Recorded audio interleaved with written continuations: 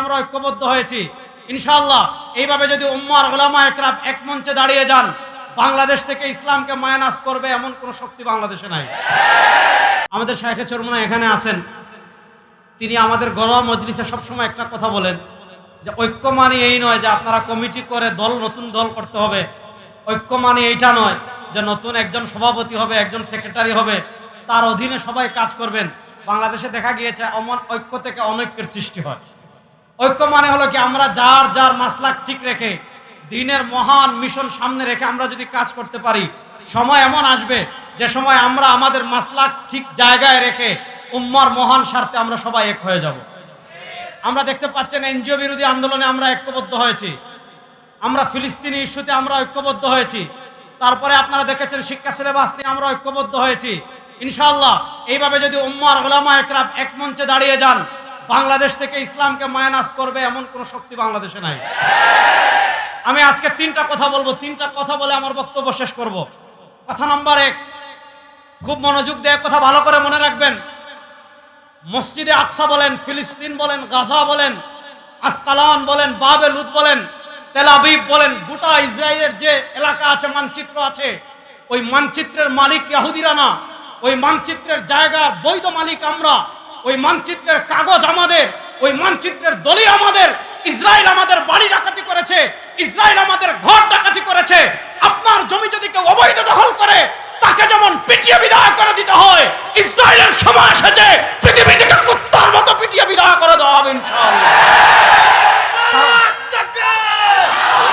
2 নম্বর point বুঝেন, ফিলিস্তিনের মালিক কারা? বলেন আমরা। ফিলিস্তিনের মালিক কারা?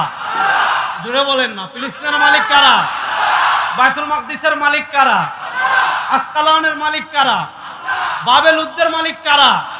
আপনার ঘর যদি ডাকাতি করে, ডাকাতের সাথে আপনি প্রেম প্রীতির সম্পর্ক করবেন, তাহলে বলেন ইসরায়েল ডাকাত। বলেন ইসরায়েল। সময় ঘনিয়ে এসেছে।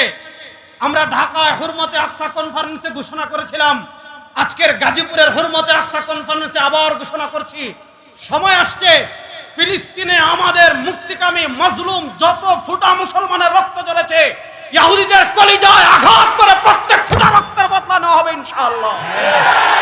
যদি আমরা না পারি, আমাদের পরবর্তী প্রজন্ম, আমি আমার ঘরে বাইতুল মাকদিসের ছবি লাগিয়েছি, আমি আপনাদেরকে জাতীয় উলামা মাশায়েখ আইম্মা পরিষদ থেকে অনুরোধ করব, প্রত্যেকের ঘরে ঘরে এক একটা বাইতুল মাকদিসের ছবি রাখবেন, দোকানে বাইতুল মাকদিসের ছবি রাখবেন, আমাদের অফিসে আমরা বাইতুল মাকদিসের ছবি রেখেছি।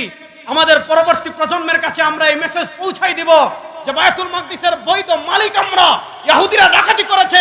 আমরা যদি প্রতিশোধ দিতে না পারি, আমাদের পরবর্তী প্রজন্ম যেদিন আসবে, ইহুদিদের বুকে পাড়া দিয়ে প্রত্যেক ফুটা রক্তের বদলা নেওয়া হবে ইনশাআল্লাহ। ইসরায়েলের আত্মরক্ষা ভেঙে দাও, ঘুরে দাও। ইসরায়েলের আত্মরক্ষা ফিলিস্তিন জিন্দাবাদ। 2 নম্বর কথা ভালো করে বুঝেন। জাতীয়তাবাদ বলেন মানচিত্রের বিভাজনের কারণে। আমার বড় ভাই মুহতারাম হারুনি হাফিজাহুল্লাহ যে কথা বলেছেন, আমরা জাতীয়তাবাদের কথা বলি অথবা মানচিত্রের বিভাজনের কারণে আমরা সশরীরে ফিলিস্তিন যেতে পারছি না। কিন্তু একটা জিনিস খেয়াল করেন, নবী করিম সাল্লাল্লাহু আলাইহি ওয়াসাল্লাম মদিনায় যাওয়ার পর যখন খবর পেয়েছেন আরবের বাণিজ্যিক কাফেলা সিরিয়া থেকে মক্কায় যাচ্ছে, নবী করিম সাল্লাল্লাহু আলাইহি ওয়াসাল্লাম দেখেছেন এই কাফেলা যদি মক্কায় পৌঁছে যায়, কুরাইশরা শক্তিশালী হয়ে যাবে অর্থনৈতিকভাবে, মদিনার স্বাধীনতা সার্বভৌমত্ব হুমকির মুখে পড়বে। নবী করিম সাল্লাল্লাহু আলাইহি ওয়াসাল্লাম কুরাইশের মেরুদণ্ড, অর্থনৈতিক মেরুদণ্ড ভেঙে দেওয়ার জন্য 360 জন মুসলমান নিয়ে বদরের প্রান্তরে গিয়েছিলেন। কেন গিয়েছিলেন? উদ্দেশ্য ছিল কুরাইশের মেরুদণ্ড ভেঙে দেওয়া।